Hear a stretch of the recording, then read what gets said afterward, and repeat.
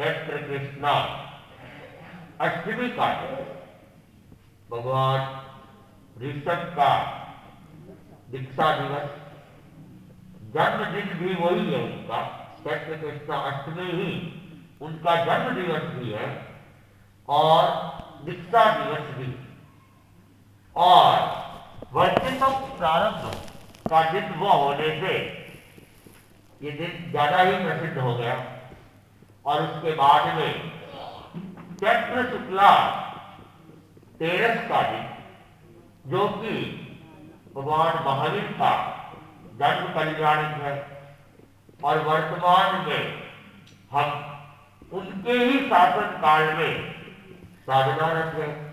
तो भगवान महावीर का जन्म कल्याणक चैत्र शुक्ला तेरस और उसके बाद वैशाख शुक्ला तीज का दिन, जो कि भगवान ऋषभ का 1 वर्ष लगभग 40 दिन के बाद पारने का दिन था। और जो तपस्वी वर्ष तप करते हैं उनकी तपस्या का पालना भी उस दिन होता है। तो वैशाख शुक्ला तीज का दिन भी विशेष रूप से जैन परंपरा में महत्व रखता है। और कार्तिक कृष्णा अमावस्या का दिवस, जो भगवान महावीर का निर्वाण कल्याणक है, दीपावली का दिन भी है। और उसके बाद पौष कृष्णा दशमी का दिन, पाश्चात कल्याणक भी कब कहते हैं, पाश्चात जन्म दिवस भी कब कहते हैं। और ये दिन ही पौषदशम के नाम से प्रसिद्ध है। भगवान पार्श्वनाथ का आज के दिन जन्म हुआ था। और कल का दिन क्या है, कल का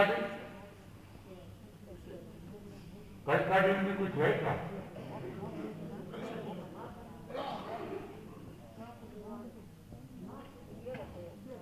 कल 11 है, रोज कृष्णा 11 है। और महीने कह रही है कि ये तो खाली 11 है। बाप जी की 11 तो वैसे वैशाख महीने की 11 है, पौष कृष्णा की 11 नहीं है। लेकिन आपको मैं जानकारी दे दूं कि पौष कृष्णा 11 भी भगवान पार्श्वनाथ के साथ जुड़ी हुई है। और भगवान पार्श्वनाथ का दीक्षा कल्याणक है, कल दीक्षा कल्याणक है। इसलिए प्राय जो चेले करते हैं, पुराने समय तो मुझे जहां तक स्मृति में है 8th 9th 10th को चेला करते थे। लेकिन वर्तमान में अब 9th 10th और 11th को चेला करते हैं, ताकि भगवान पार्श्व के दोनों कल्याणक दिवस साथ में जुड़ जाए। तो पौष कृष्णा दशम का वैसे अपने यहाँ ज्यादा महत्व है। उसके अलावा वैशाख शुक्ला दशम और मिक्सर की दशम, शुक्ल पक्ष की दशम, ये भगवान महावीर के दीक्षा कल्याणक और केवल ज्ञान कल्याणक भी होने से ये भी तिथि विशेष महत्व रखती है।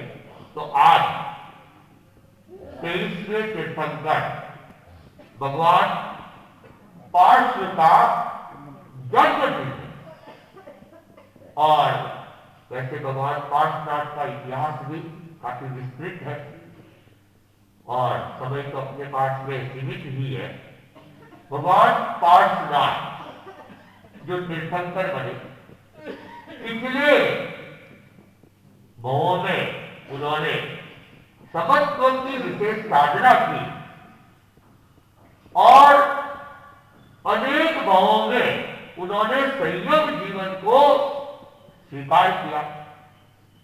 और संयम की विशिष्ट साधना ने उनको तीर्थंकर नाम गोत्र का बंधन भी करवाया। और इन पिछले जन्मों के साथ में आपने अनेक बार सुना होगा, भगवान पार्श्व के साथ एक वैर का अनुबंध भी चलता है। और वो वैर का अनुबंध किसी और के साथ नहीं हुआ था, उनके अपने ही सहोदर, उनके अपने ही भाई कमट के साथ में हुआ था। ऐसा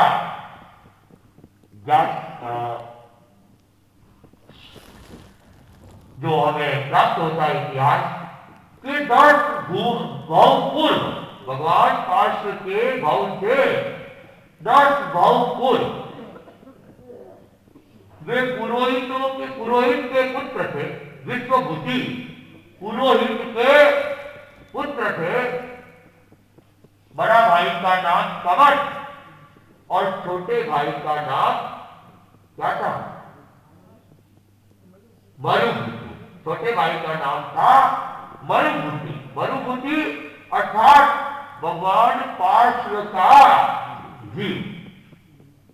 और मरुभूति की पत्नी का नाम था वसुंधरा और कमट की पत्नी का नाम था वरुण। जब कमट मरुभूति बड़े हो गए तब विश्वभूति ने घर का दायित्व अपने बड़े पुत्र कमट को देके वो क्या हो गया? दीक्षित हो गया, सन्यासी हो गया। और इधर घर संचालन करते हुए कमट ने देखा मरुभूति की जो पत्नी है वह अत्यंत ही रूपवान है, सुंदर है और वह उसके ऊपर मोहित हो जाता है और वसुंधरा को अपने जाल में फंसा लेता है और उसके साथ में उनके प्रेम संबंध चलने लगते। एक बार कहते हैं उनको व्याभिचार करते हुए मरुभूति ने देख लिया तो मरुभूति को बहुत बुरा लगा और मरुभूति ने जाकर वहां का जो राजा था, पोतनपुर नगर का राजा अरविंद, उनके पास में जाके शिकायत की और वहां के राजा ने फिर कमट को बुलाया और उसको फटकारा और उसके इस नीच कार्य के लिए उसे दंडित किया। गधे के ऊपर बिठाकर पूरे नगर के अंदर घुमाया और उसके बाद उसे देश से निकाल दिया, निष्कासित कर दिया।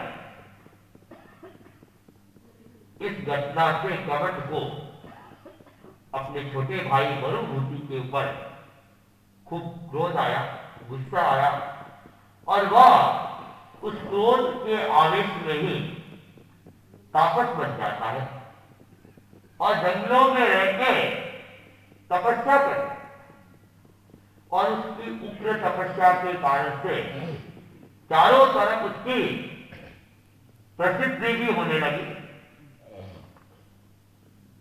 मरुभूति को भी फिर बाद में पश्चाताप हुआ कि मेरे बड़े भाई से गलती हो गई उनसे, लेकिन मुझे इस तरह राजा को शिकायत नहीं करनी चाहिए थी। अब वह मरुभूति के पास में क्षमा याचना के लिए जाते हैं, लेकिन वो तापस कमट उसने जैसे ही मरुभूति को देखा उसका क्रोध, उसका आवेश जागृत हो जाता है और वहां पर एक शिला पड़ी थी, पत्थर बड़ा सा बड़ा, उसको उठाया और मरुभूति का जीव तो क्षमा याचना के लिए झुक रहा है और वह क्या कर रहा है, इसके ऊपर वो शिला से प्रहार कर लेता है और शिला से प्रहार करने के बाद क्या होता है, उनकी मृत्यु हो जाती है, मरुभूति की मृत्यु हो जाती है। और यहां से एक तरह से वैर का क्रम चलता रहता है और कितने भावों में कमट ने बदला लिया, कितने भावों में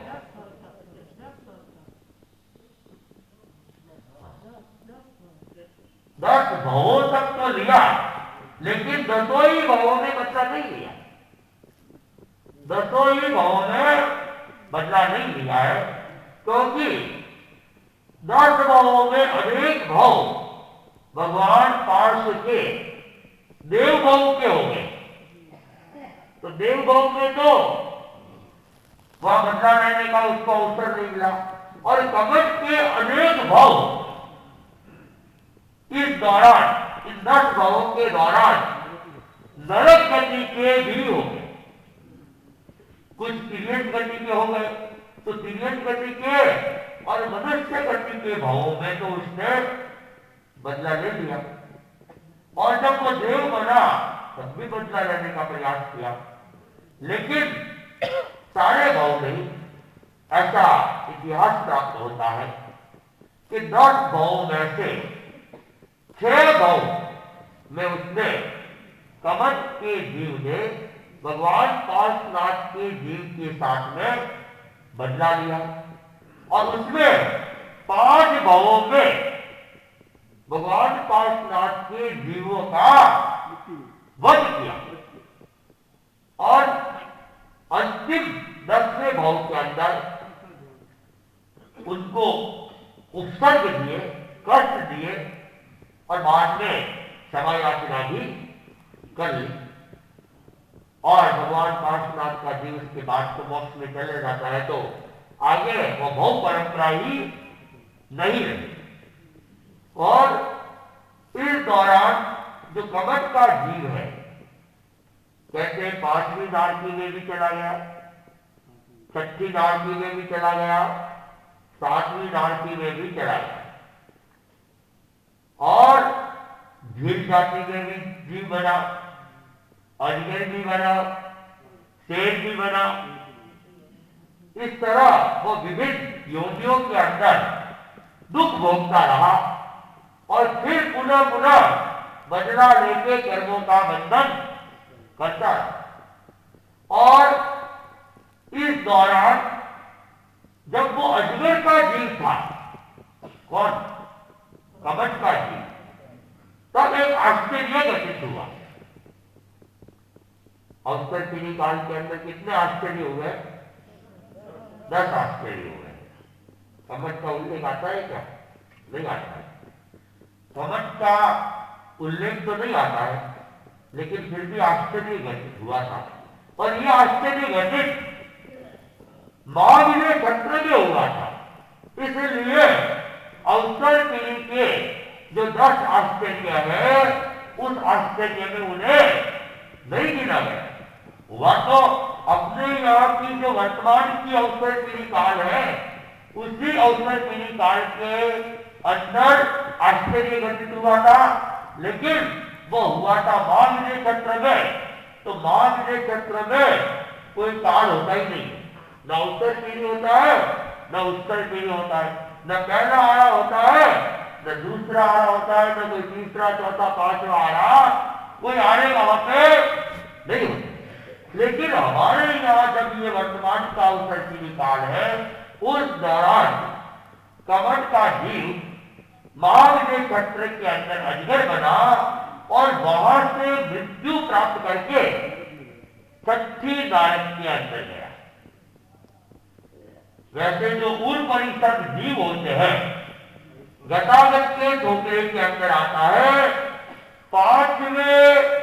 5वीं दारकी से आगे नहीं जा सकते, लेकिन कमट का जीव 6ठी दारकी में चला गया था, तो इसे माघ नक्षत्र का अक्षरा माना गया है।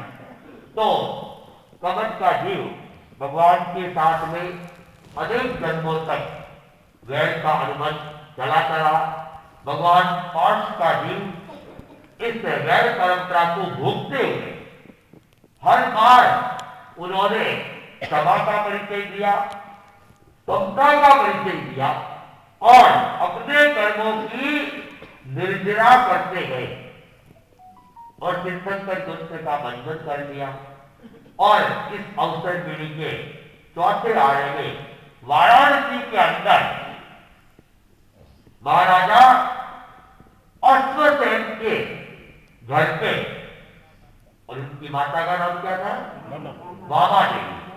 वामा देवी जो कि अश्वसेन की महारानी थी, उनकी कुक्षी में वे अवतरित हुए, तो उधर स्वप्न देखे और उसके बाद में उनका जन्म होता है।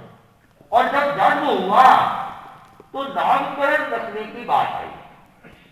तो नामकरण के लिए अलग अलग समय में अलग अलग परंपराएं रही है। वर्तमान में तो अच्छे से अच्छा नाम कौन सा है, गूगल में सर्च करो और नाम रख लो। कारण कुछ भी हो और अच्छा नाम चाहिए। पुराने जमाने में जब नाम रखते थे तो कोई न कोई कारण खोजते थे। तो भगवान पार्श के नाम रखने का भी कुछ कारण था। क्यों रखा गया ये पार्श नाम, क्यों रखा गया?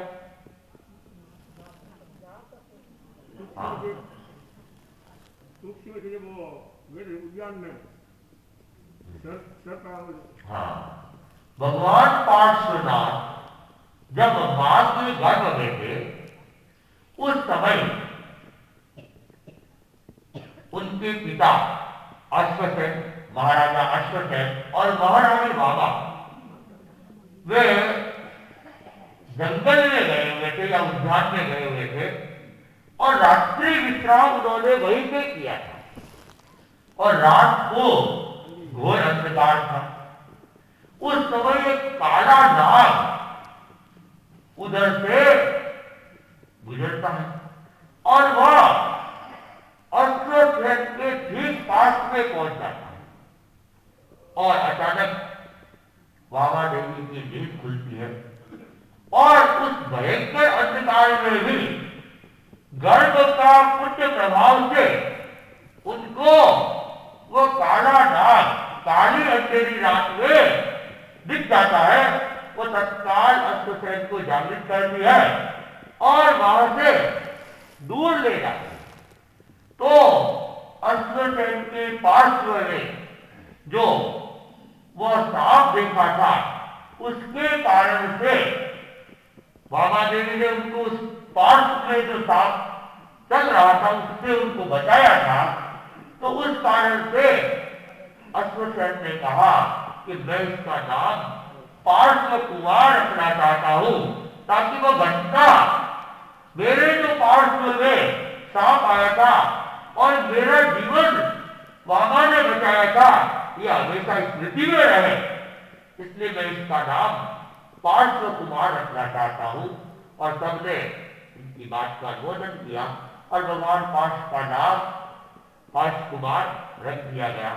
और जब वे पार्श्व कुमार युवा हो गए, कहते हैं अत्यंत ही रूपवान, अत्यंत ही सुंदर और तीर्थंकर होने वाला जीव होता है। कहते हैं कि उनका रूप तो अपने आप में अद्भुत होता है, अद्वितीय होता है और यहाँ तक कि देवेंद्र के रूप से भी ज्यादा सुंदर उनका रूप होता है और 1008 लक्षणों से युक्त होते हैं। तो उनके रूप सौंदर्य की चर्चा चारों तरफ फैल रही थी और फैलते फैलते ये बात प्रभावती के पास में भी चली गई। और प्रभावती ने जब सुना कि पार्श्व कुमार इतने सुंदर है तो उन्होंने मन ही मन प्रतिज्ञा कर ली कि इस जीवन में मेरे अगर कोई पति होंगे तो पार्श्व कुमार ही होंगे। मैं अगर किसी से विवाह करूंगी तो पार्श्व कुमार के साथ ही करूंगी। अन्य जितने भी युवक है वो मेरे भाई के समान। अब ये बात माता पिता को पता चली। माता पिता भी प्रसन्न हो गए और वे बात को आगे बढ़ाने के लिए अश्वसेन के पास समाचार भेजते। उससे पहले ही एक राजा, यमन नाम था उसका, उसने भी प्रभावती के सौंदर्य की चर्चा शुरू रखी थी और वह सौंदर्य के कारण से प्रभावती के साथ विवाह का इच्छुक हो गया। लेकिन उसको पता चला कि प्रभावती ने तो प्रतिज्ञा कर रखी है कि वो पार्थ कुमार के अतिरिक्त किसी के साथ शादी नहीं करेगी। तो वो आवेश में आ जाता है और वो कहता है कौन होता है पार्थ कुमार, और उसने प्रभावती के पिता के पास समाचार भिजवा दिया कि या तो आप अपनी बेटी को मेरे साथ विवाह कर लो, दे दो मुझे, या फिर युद्ध के लिए तैयार हो जाओ। अब धर्म संकट खड़ा हो गया। बेटी की इच्छा के विरुद्ध विवाह करना यह भी क्षत्रिय धर्म के अनुकूल नहीं, और यवन राज के साथ में युद्ध करना उतनी शक्ति भी उनके पास नहीं। उस विकट परिस्थिति के अंदर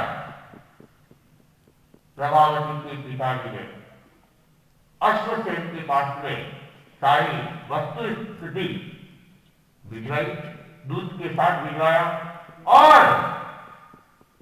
युद्ध में सहयोग की मांग। अश्वसेन ने जब सारा घटना प्रसंग सुना, तत्काल सहयोग देने के लिए रणभेरी बजवा रहे थे, युद्ध की घोषणा कर रहे हैं, सेनापति को सेना तैयार करने का आदेश दे रहे। और ये बात राजकुमार पार्थ को पता चलती है और वे तत्काल आते हैं और अपने पिता के चरणों में नमस्कार करके निवेदन करते हैं, पिताजी युवा पुत्र के होते हुए आप युद्ध में जाओ, ये मेरे लिए शर्म की बात है, इसलिए इस युद्ध के अवसर को तो मुझे आप दे दे और मैं युद्ध के लिए जाऊं। पिता उनकी शक्ति से परिचित थे, पिता ने भी उनको आज्ञा दे दी। अब पार्थ कुमार युद्ध के लिए तैयार होते हैं, और तैयार होने के बाद जैसे ही शक्रेंद्र को पता चलता है तो शक्रेंद्र क्या करता है, अपने सारथी को अपने रथ के साथ, शक्रेंद्र का जो स्वयं का रथ था उस रथ के साथ और शस्त्रों के साथ सारथी को कहा कि तुम पार्थ कुमार की सेवा में चले जाओ, क्योंकि तीर्थंकर होने वाला जीव था, प्रबल पुण्याई थी, देवता भी उनकी सेवा में निरंतर उस समय भी रह रहे थे। तो शक्रेंद्र का वो सारथी रथ लेके आ जाता है, पार्थ कुमार के चरणों में नमस्कार करता है और शक्रेंद्र को रथ स्वीकार करने की, शक्रेंद्र के रथ को स्वीकार करने की प्रार्थना करता है। पार्थ कुमार उस रथ को स्वीकार कर लेते हैं और उस रथ के साथ चतुरंगिनी सेना के साथ वे कहां पहुंचते हैं, प्रभावती के राज्य के अंदर जो उनका पैतृक भूमि थी वहां चले जाते हैं। और वहां जाने के बाद यमन राज के पास में अपना दूत भेज देते हैं कि यहाँ के राजा ने अश्वसेन की क्या है शरण स्वीकार की है, इसलिए अब तुम यहाँ का ये जो घेरा लगा रखा है युद्ध का वो छोड़ दो, नहीं तो तुम्हारे साथ अच्छा नहीं होगा। लेकिन यमन राज वह मानने के लिए तैयार नहीं हुआ और दूत को लौटा दिया। एक बार पुनः पार्थ कुमार ने वापस अपने दूत को भेजा तो वहां के जो मंत्री वगैरह थे, दरबारी थे, वे आवेश में आ गए और दूत का अपमान करने लगे। तब एक वृद्ध मंत्री था, वो बीच में खड़ा होता है और कहते हैं कि पार्थ कुमार ने उनको सहयोग दिया है और पार्थ कुमार की शक्ति की चर्चा तो हम लोगों ने पहले ही सुन रखी है और देवता भी उनके सेवा में निरंतर रहते हैं, यह भी हम लोग जानते हैं। और स्वयं सत्येंद्र ने अपना रथ और सारथी को भेजा। तो देव शक्ति के सामने हम टिक पाएंगे ऐसा संभव नहीं है। फिर अपना अपमान कराना और अपनी सेना को नष्ट कराना, इसकी अपेक्षा हमें इस युद्ध को रोक देना चाहिए और पार्श्वनाथ की शरण स्वीकार करना चाहिए। उस यमराज को भी बात जग जाती है और उसका विवेक जागृत हो जाता है और उसने युद्ध को स्थगित कर लिया और पार्श्व कुमार के पास में आता है और उनके चरणों में गिरके समायाचना करता है और उनकी शरण स्वीकार कर लेता है। वहां का राजा निश्चित हो गया। तब उसने फिर पार्श्व कुमार को कहा, आपने हमारे राज्य के ऊपर जो संकट आया था, उस संकट से हमें बचा लिया है। अब आप हमारी बेटी की जो प्रतिज्ञा है उसको भी पूरी कर लो। तो पार्श्व कुमार ने मुस्कुरा के कह दिया कि मैं तो केवल संकट दूर करने के लिए आया था, मैंने अपना काम कर लिया। विवाह के लिए मैं नहीं आया था, मैं अभी यहाँ विवाह नहीं। और वे वाराणसी के लिए लौट जाते हैं। तब वह यमराज और राजा प्रसन्न जी, जो कि प्रभावती के पिताजी थे, वे दोनों भी साथ साथ में चलते हैं, अश्वसेन के पास में आते हैं और फिर अश्वसेन को निवेदन किया जाता है। तब अश्वसेन कहते हैं, मैं भी चाहता हूं कि ये विवाह कर ले, लेकिन इसको कैसे कहूं, ये तो बड़ा विरक्त है। क्योंकि तीन ज्ञान के धनी थे, उनको पता था मुझे तो कहा जाना है, संन्यास की दिशा में अग्रसर होना है। लेकिन फिर पिता ने काफी आग्रह किया, तो पिता के आग्रह के ऊपर उन्होंने प्रभावती के साथ में विवाह करना स्वीकार कर लिया। और पिता उस समय उनको हाथों हाथ ही राज तिलक भी करने वाले थे, लेकिन राज तिलक करने से उन्होंने मना कर दिया कि मैं अभी राजा नहीं करूंगा। और प्रभावती के साथ में विवाह हो जाता है और विवाह के बाद में अनेक वर्षों तक वे राजकुमार अवस्था के अंदर ही वे क्या करते हैं, अपना गृहस्थ जीवन जीते हैं। और उस समय भी वह कमट का जीव वहां से तापस रूप में उत्पन्न हुआ था, पंचांगी तक तप रहा था और राजकुमार ने देखा कि लोग एक ही दिशा के अंदर जा रहे हैं, क्या बात। फिर जानकारी हुई कि कोई पंचांगी तप रहा है और उसी ज्ञान से देखा तो पता चला उसमें तो नाक का झोला चिल्ला रहा है, तड़प रहा है। तत्काल वहां पहुंचते हैं, उस अज्ञान तपस्या को रोकने का आह्वान करते हैं और लंकर को चिराते हैं तो तड़पता हुआ झोला निकल पड़ता और उस तड़पते हुए झोले को नमस्कार महामंत्र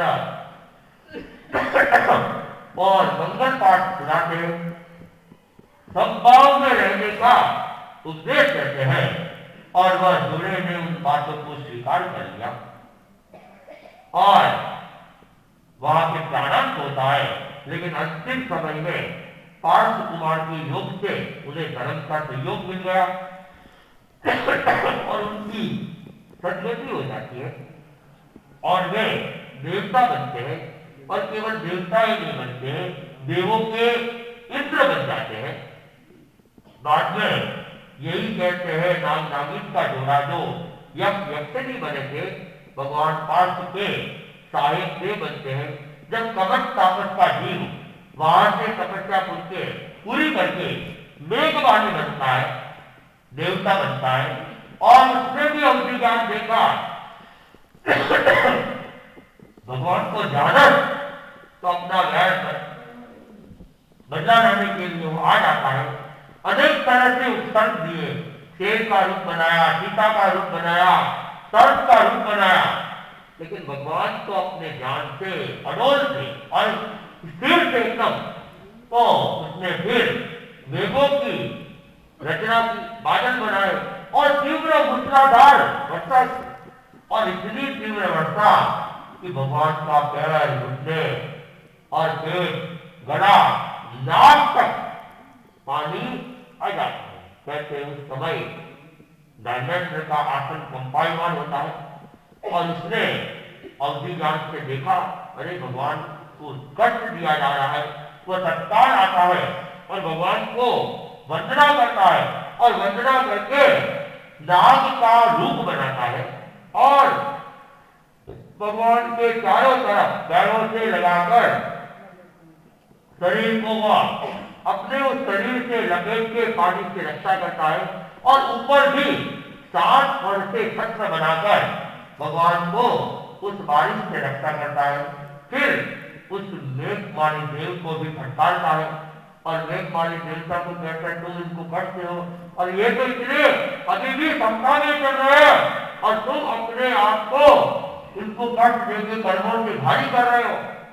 तो उसके बाद समझ में आती है, फिर वो भगवान महावीर से कहते हैं, समय याचना करता है और वो वहां से चला जाता है। और उसके बाद देवता भी भगवान को वंदना करके धर्मेंद्र भी वहां से चला जाता है। समय अपना हो रहा है तो भगवान पार्वती जी उन्होंने फिर साधना की, केवल ज्ञान प्राप्त किया, चातुर्याग धर्म की स्थापना की और चातुर्याग धर्म की स्थापना करके उन्होंने सिद्धानंद कार्यानंद का मार्ग अपनाते हुए मोक्ष गति को प्राप्त हो गए। और भगवान महावीर ने उनको पुरुषार्थ आने का संबोधन दिया कि जो पुरुषों में सर्वाधिक सम्मान के पात्र होते हैं वह वे थे। तो भगवान पार्थ का वर्तमान में महत्व भी खूब है और उनके मंत्र भी बहुत है, मंदिर भी बहुत है, मूर्तियां भी उनकी बहुत है। इसके पीछे भी अनेक कारण है, क्योंकि उनके जो अधिष्ठायक धर्मेंद्र पद्मावती वे हमारे काफी नजदीक है और कहते हैं कि पांचवें आर्य का जो प्रभाव है उस समय लगभग चालू हो गया था। तो अनेक साधु साध्वियां जो उनके दीक्षित थे, अनेक श्रावक थे, वे विराजक हो गए थे, साधना को ढंग से नहीं किया था। तो वे साधु साध्वियां और श्रावक प्राणिकाएं अधिकतर कहते हैं ज्योतिष देव के अंदर चले गए थे। ज्योतिष देव में देव या देवी वे लोग बन गए थे। तो उनकी आस्था आज भी भगवान पार्थ के साथ में जुड़ी हुई है। तो वे लोग भी समय समय पे यहाँ आते रहते हैं और भगवान पार्थ के प्रभाव को बढ़ाते रहते हैं। और यहाँ तक 220 देवी देवताओं का तो उल्लेख भी आता है, केवल धर्मेंद्र पद्मावती नहीं, 220 ज्योतिष देव देवियों का उल्लेख आता है कि वे इनके प्रभाव को बढ़ाने का प्रयास करते रहते हैं। तो भगवान पार्थ का प्रभाव भी आज भी इस तरह पर है। हालांकि वे तो तीर्थंकर हो गए, तीर्थंकर कुछ करते नहीं है, लेकिन उनके मानने वाले देव देवी जो उनकी आराधना करता है उसका सहयोग भी करता है। तो आज के दिन से अनेक लोग अनुष्ठान भी प्रारंभ करते हैं।